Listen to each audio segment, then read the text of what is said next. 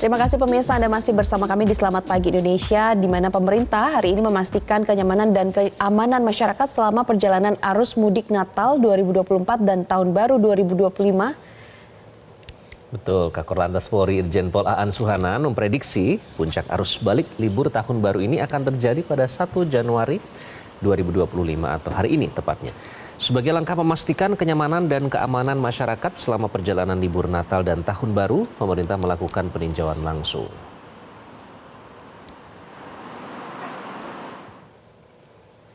Sebelumnya, Wakil Menteri Perhubungan Suntana dan Kakor Lantas Polri Irjen Pol Aan Suhana meninjau kesiapan jalan tol untuk menghadapi masa arus balik pada momen libur Natal dan Tahun Baru 2025.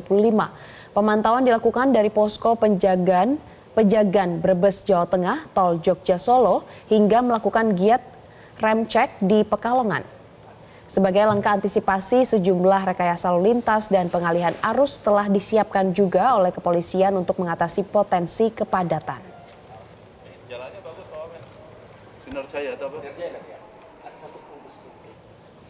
Dan untuk membahasnya lebih lanjut mengenai puncak arus kendaraan yang diprediksi terjadi hari ini, 1 Januari 2025, kita langsung membahasnya bersama Direktur Angkutan Jalan Kemenhub, Ernita Titis Dewi. Ibu Titis, selamat pagi. Selamat pagi, Ibu. Selamat pagi, Mas Iqbal, Mbak Gloria. Selamat pagi, pemirsa. Selamat pagi Indonesia. Semoga sehat selalu ya, Bu. Selamat tahun baru juga, Bu Titis. Ini kan sudah persiapan dilakukan oleh teman-teman dari Kemenhub. Nah, apakah memang benar arus data yang dikantongi sejauh ini, puncak arus kendaraan terjadi pada hari ini, Bu? Kalau dari prediksi yang dilakukan BKT melalui survei dan kita mengevaluasi dari data yang sudah masuk, diperkirakan memang pada hari ini terjadi puncak arus balik. Begitu Mbak Gloria, Mas Iqbal. Ya, Bu, bagaimana dengan pantauan arus balik mudik dan juga saat ini kan tanggal 1 ini diprediksi akan menjadi arus mudik yang tertinggi begitu. Bagaimana untuk antisipasinya? Untuk mengantisipasi puncak arus balik ini, tentunya Kemenhub telah melakukan kerjasama dengan stakeholder yang terkait, terutama dengan Bina Marga, kemudian TNI Polri, operator BMKG, dan stakeholder yang lain. Terkait hal ini, kami juga sudah membangun posko monitoring serta menyediakan prasarana pendukung seperti itu, Mbak. Kemudian tentunya dalam rangka antisipasi kepadatan baik di jalan tol maupun non tol itu tadi juga kita melihat tadi berita sebelumnya akan dilakukan rekayasa lalu lintas sesuai dengan kondisi lalu lintas yang mungkin terjadi akan berubah di setiap jamnya ya Mbak ya. Jadi nanti kan akan dilakukan rekayasa itu terkait dengan berapa sih lalu lintas per jam yang terjadi kondisi pada saat itu. Kemudian akan apakah bisa dilakukan kontraflow maupun perlu dilakukan one way, itu tergantung dengan situasi kondisi lalu lintas per jamnya. Selanjutnya mungkin kalau dari Kementerian Perhubungan itu terutama untuk angkutan jalan ya, itu kami sudah melakukan memastikan kelayakan armada melalui ramcek itu fungsinya untuk menjamin keselamatan pengguna jasa transportasi. Selanjutnya juga kami bersama stakeholder yang terkait itu memastikan rest area di jalan tol itu memiliki fasilitas yang memadai. Selanjutnya juga penyebaran informasi terkait arus lalu lintas itu kami juga melakukan sosialisasi kepada pengguna angkutan jalan tentunya agar dimonitor melalui media sosial, radio, aplikasi khusus. Nah, hal-hal seperti itu kami harapkan bisa meminimalkan kemacetan dan resiko kecelakaan pada saat puncak arus balik. Demikian Mbak Gloria, Mas Iqbal. Bu Bu Titis, kalau dari angkutan jalan sendiri, ada tidak data dari Kemenhub yang paling banyak ini menggunakan moda transportasi apa? Apakah menggunakan bus umum atau menggunakan kendaraan pribadi? Seperti apa tahun ini, Bu Titis? Eh, kalau kalau dari data yang sudah masuk, tentunya kami masih belum memetakan. Tapi kalau dari yang pada waktu survei, tentunya kami sudah melihat ya kecenderungannya apakah memakai kendaraan pribadi atau pakai dengan kendaraan umum. Nah, itu kalau dari survei untuk di sebentar ya, saya mesti memastikan data. Nah, ini dari 5 pilihan moda terbanyak itu adalah untuk terbanyak itu menggunakan bis, kemudian sebentar. Oke, tapi yang terbanyak Berarti menggunakan jalur bis darat ya, Bu? ya? Iya, jalur darat, Ya. kereta api, pesawatnya. Kita juga harus membaca data, takutnya salah Oke. baca.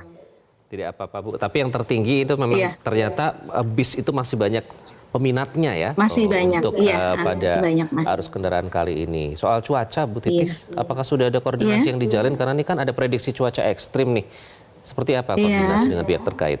Iya, iya, terkait dengan cuaca ekstrim itu Kementerian Perhubungan melakukan koordinasi intensif ya dengan beberapa stakeholder yang terkait, diantaranya terkait dengan BMKG, Badan Meteorologi, Klimatologi dan Geofisika, tentunya untuk memberikan informasi perkiraan cuaca secara real time untuk mendukung keputusan operasional transportasi. Dan kalau kita lihat itu BMKG juga secara intensif memberikan informasi baik melalui media sosial, bahkan kalau kami melihat tuh operator kami juga secara intensif diberikan informasi oleh BMKG, termasuk di kami BPTD gitu juga Balai BPTD, kemudian KSOP itu seperti itu intensif diberikan informasi oleh BMKG. Selanjutnya juga kami berkoordinasi dengan Badan Nasional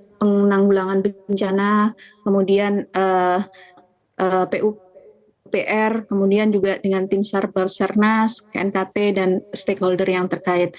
Selanjutnya mungkin kalau di antisipasi kami untuk di daerah untuk menghadapi cuaca ekstrim itu dilakukan rapat koordinasi dengan untuk kalau misalnya ada potensi cuaca ekstrim itu bagaimana informasi itu secara cepat bisa tersampaikan. Itu BPTD yang perwakilan dari Kementerian Perhubungan yang ada di daerah itu akan mengkoordinasikan dan mengkomunikasikan secara cepat dan akurat. Itu kami juga membuat adanya posko-posko gabungan di pelabuhan penyeberangan untuk memantau kondisi secara aktual di lapangan. Demikian Mbak Gloria Ya, dan Bu Mas Titis, Iqbal. soal kecelakaan transportasi umum ya di jalan, misalnya seperti di jalan tol begitu, ini kan belakangan ini sering sekali terjadi. Nah, bagaimana antisipasinya atau bagaimana himbauan dari pihak Kemenhub untuk kepada masyarakat untuk tetap waspada begitu? Terkait banyaknya kecelakaan, mungkin ya kalau dari kecelakaan ya Mbak ya, itu tentunya kalau kami menghimbau kepada masyarakat itu agar selalu memperhatikan keselamatan dan keamanan pada waktu berkendara. Nah, kami juga melakukan berbagai ramcek tadi yang kami targetnya 10.000 diadakan, tapi kita ternyata sudah Kemenhub juga sudah mencapai 37.000. Nah, itu kami itu ingin memastikan bahwa sarana itu yang digunakan pada arus Nataru itu juga memenuhi aspek keselamatan. Nah, pada waktu ini mungkin kami juga berharap apabila melakukan perjalanan balik dan merasa lelah, tentunya jangan dipaksakan dan bisa beristirahat. Kemudian terkait dengan cuaca, itu kami juga menghimbau agar pelaku perjalanan balik ini juga selalu mengikuti update informasi terkait hal ini. Kan sudah ada, kalau di kami itu ada aplikasi Mitra Darat, kemudian juga bisa dilihat di medsos seperti itu, dan BMKG juga menyediakan tadi informasi update. Nah, kami mohon juga selalu melihat traffic update yang terjadi di, kan setiap saat bisa berubah ya, jadi bisa melihat jalur alternatif mana untuk menghindari kepadatan, terutama karena kan pada ada pembatasan juga ya, terutama untuk angkutan barang itu. Jadi kami mohon juga adanya kesadaran dari semua pihak bahwa ini dilakukan untuk menjaga kelancaran arus Natal dan Tahun Baru. Selanjutnya kami juga berharap bahwa perusahaan angkutan umum, baik itu untuk pengusaha akap maupun pariwisata, tentunya memastikan kelaikan operasi dari sarananya dan memenuhi standar pelayanan minimal yang ditentukan. Mungkin demikian Mbak Gloria dan Mas Iqbal. Baik, terima kasih Ibu Titis, Ibu Ernita Titis Dewi, Direktur Angkutan Jalan Kementerian Perhubungan. Semoga arus kendaraan pada libur Nataru kali ini lancar dan tidak terjadi insiden apapun ya. Jelajahi cara baru mendapatkan informasi. Download Metro TV Extend sekarang.